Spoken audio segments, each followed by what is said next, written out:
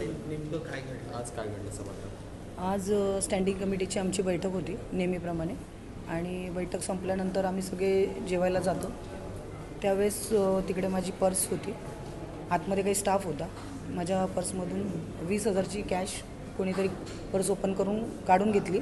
याबद्दल MS डिपार्टमेंटच्या madam त्यांच्याशी त्यांना आम्ही भेटलो, त्यांना सगळी घटना सांगितली. त्या तिकडे अवेलेबल होत्या. त्याच्यानंतर त्यांना सांगितलं की आपण आपल्या स्टाफवरती चेक करा, या CCTV फुटेजेस बघा, पण तिकडे CCTV कॅमेरेज नाही आहे, त्यामुळे त्या गोष्टीची काही शहानिशा त्यांना करता येत नाही आहे. त्याच्यानंतर तिथे सिक्युरिटी डिपार्टमेंटचे अधिकारी आले, पोलीस अधिकारी आले, त्यांच्याकडे आम्ही आता तक्रार दिलेली आहे, पुढील तपास करतात. तुम्ही आणखी कोणाला भेटलात, महापौर किंवा महापौर? समिती अध्यक्ष? हां, सर्वांना भेटले. सर्वांना मी माझा विषय सांगितला, महापौरांना पण सांगितला आणि स्थायी समिती अध्यक्षांना देखील हा विषय सांगितला. पोलिसांकडे गेला?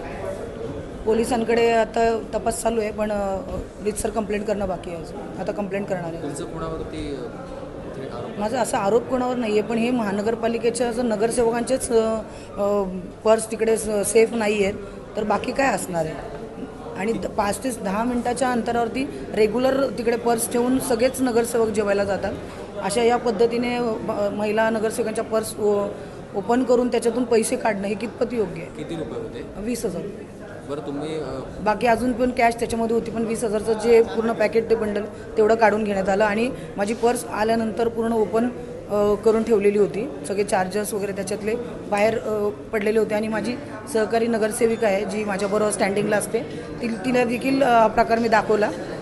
तिने ते डोळ्याने बघितलं की पर्स कशा अवस्थेत पडलेली होती आणि जाताना पर्स कशी ठेवलेली होती आणि येताना पर्सची अवस्था काय होती. तर महानगरपालिकेत नगरसेवकांच्याच जर पर्स सेफ नाही आहेत तर कसं होणार आहे? मला प्रश्न पडलेला आहे.